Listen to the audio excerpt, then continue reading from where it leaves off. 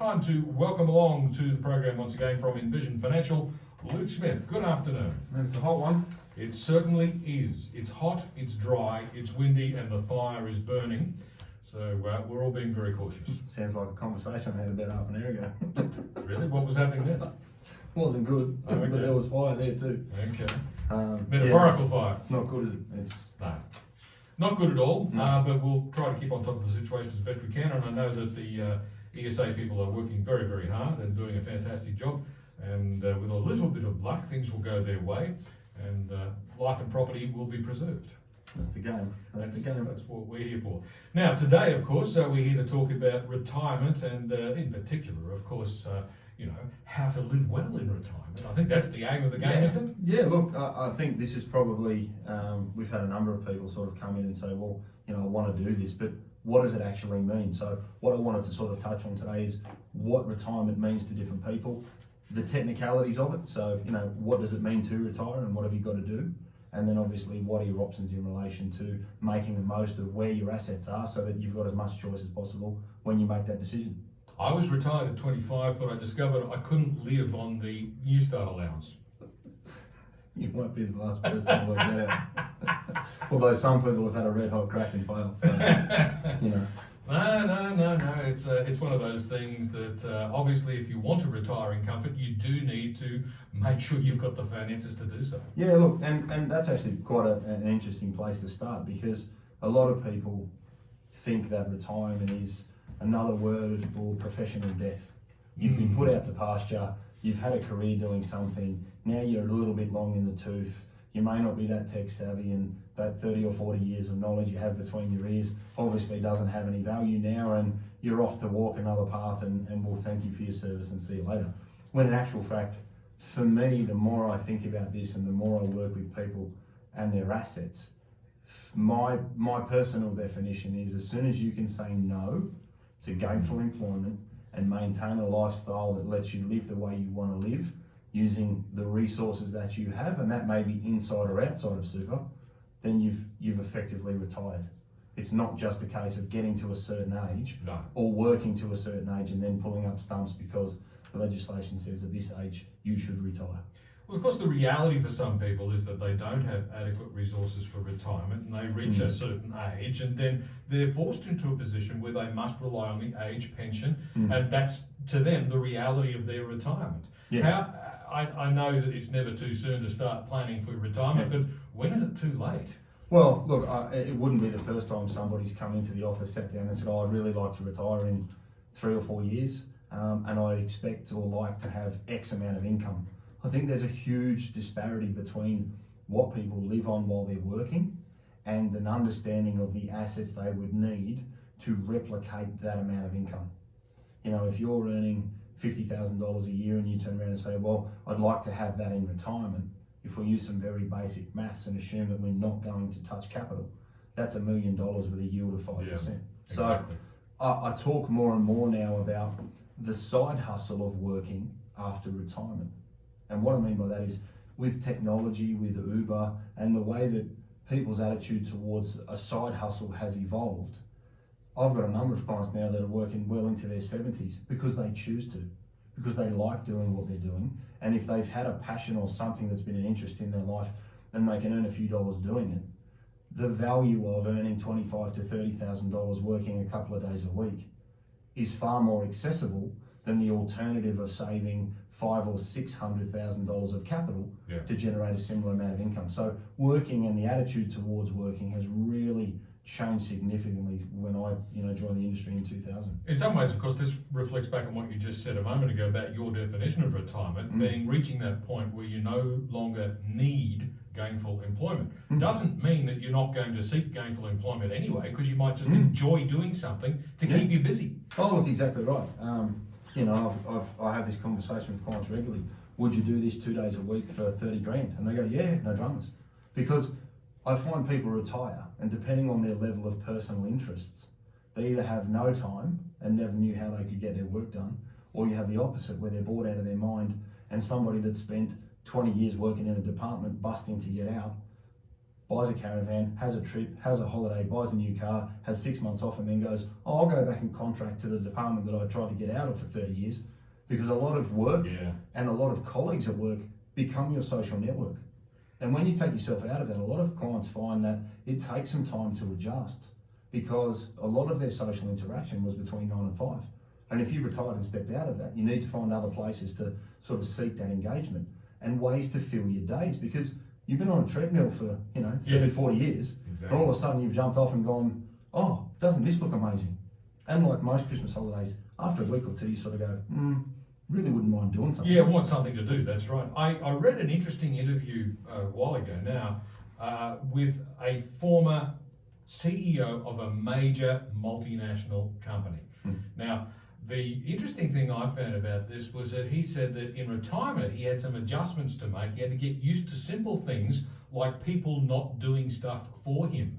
Because when he was running a major international company, everything was done for him. He didn't have to lift a finger. It was all organised for him. So he had a whole new experience just figuring out how to live an ordinary everyday life. And look, people are creatures of habit, right? So I've got clients that have retired and been retired for 10 years who still mow grass on a Saturday. Yeah. Because that's what you do on a Saturday. Yes. And they haven't done any work for 10 years and they still mow grass on a Saturday because that's what you do. You wash your car on a Sunday, you mow grass on Saturday. And how you manage your retirement is really important, because the definition of retirement is simply you've met your preservation age, or that is the legal age you are when you can access your benefits. Yeah. And you've made a choice to cease gainful employment, and you do not intend to return. Now, I stress the do not intend, because I intend to do plenty of things. Yes. I may or may not get them done. No. So, but you don't intend to become a wage slave once again.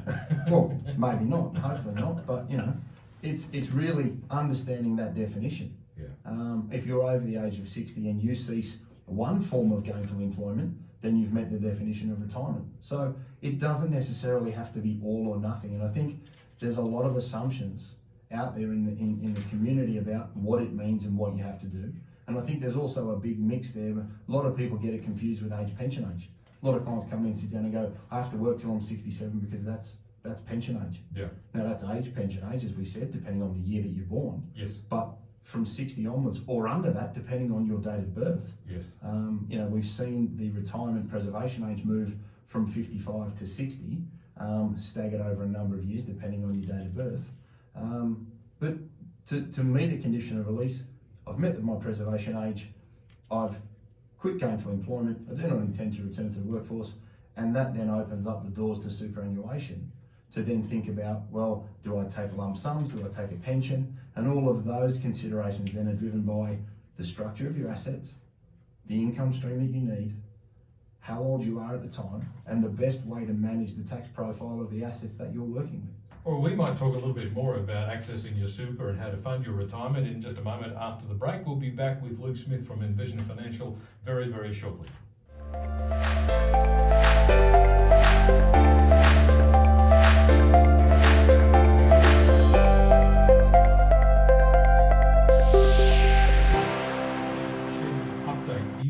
At 5 p.m. unless the situation changes.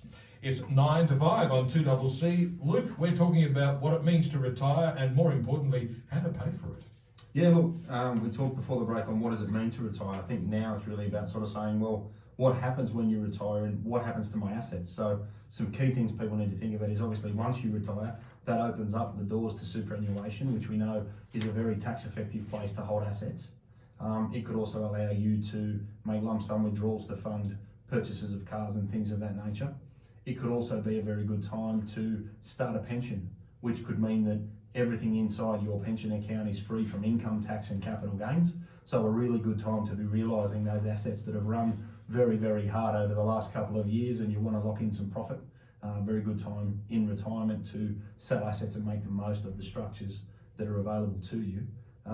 It's also a good time to then think about moving assets from one person's name to another, depending on the income stream that you have. If you have a CSS or PSS income stream, for example, that's a defined benefit, you may not want all of the assets in the highest pension earner's name, because then you could have issues with your transfer balance cap. And the transfer balance cap is the maximum amount of money that you can have in retirement. And draw a tax-free income stream, and that is $1.6 million. So people need to be mindful of that, because if you exit on a government pension of 100,000, the fact that they apply as 16, you're at your threshold. So making sure you have your assets in the right name and the right person's account can be very tax advantageous. And they're obviously all trigger points when you do say, yes, I've put my hand up, I've retired, I've opened up the gates to super. Now that doesn't stop you, as we said before the break, from putting money back into super. Starting a pension and putting money back in could be a very good way to get tax deductions in other areas. Selling assets in your own name in retirement could be a very good time to eliminate or minimise capital gains tax, because if you've got an investment property and you sell it and you have no taxable income, you've now got your marginal tax rate to use up some of any capital gain you incur that would have otherwise been added to salary or wages when you were working. So a good time to reassess where assets are held and where you're going to draw your income from, and look at your diversified portfolio and make the most of the income streams that you can get your hands on. So what are some strategy options people should be considering leading up to retirement, and of course once you've actually handed in your keys? Yeah, look, so I think, make the most of your contributions into superannuation that are not deductible. So they're called non-concessional contributions, and that's a good way to move in assets or cash into superannuation that you can draw an income stream from on a tax-free basis in the future. Take advantage of income splitting leading up to retirement. So if you marry well and there's a decent age gap between the two of you, and actually I saw a couple of those this week, you can move assets over every year, okay? So you can transfer 85% of your deductible contributions, and a deductible contribution comes from yourself or your work. Move those into the older person's name, because you could then bring forward your own retirement and access benefits on a tax-free basis at 60. Consider how you're going to fund your lifestyle and whether you're going to work or not. Because whilst you draw a pension, depending on where it comes from, as we said earlier, if you've got a defined benefit scheme and some of that's taxable, you may still benefit from putting money into super and reducing your overall tax position. So think about making lump sum withdrawals or starting a pension to fund those contributions. Remove underperforming assets and focus on having a good, strong income stream. I've never had a client tell me they've got too much income to live on in retirement. And one of the big things people need to remember is that if you're in a unitised fund, which means that they don't pay a dividend, you have to sell down or draw out units of your investments to fund your lifestyle. Now, I would much rather maximise franking credits and dividends from ETFs and listed shares and specialised managed funds, so that you can have a greater degree of control over the income that you'll generate and the way that you can fund your retirement going forwards. So for me, how you generate your income in retirement is just as important, if not more important, than the total return of your retirement. Because as we saw in the last election, and we've touched on it in other shows, franking credits are really powerful in retirement because they're effectively cash that comes back to you, and if you're not taking advantage of that, then you're missing out on some really good opportunities. And the one we touched on just a little bit earlier, sell your assets in retirement phase, because obviously they're capital gains tax free, and then look to try and align your asset allocation with a risk profile that you're happy with, or as we say in other weeks, drive the car at a speed you're comfortable driving it. Fantastic. Where can we get more information? Yeah, look, so if you're thinking about leading into retirement or want to know how you can make the most of your deductions, obviously 6260-4749, give us a ring and come and have a water. It's a bit hot for tea. Envisionfinancial.com.au, obviously that's the website. Podcast, The Strategy Stacker, Luke Talks Money on iTunes, and obviously we've got the YouTube channel where we put the key takeouts of this show on some PowerPoints, so you can stop, pause it, and write down the things that matter most. Fantastic. Luke, we'll catch up with you again next Friday. See you next Friday. Fantastic.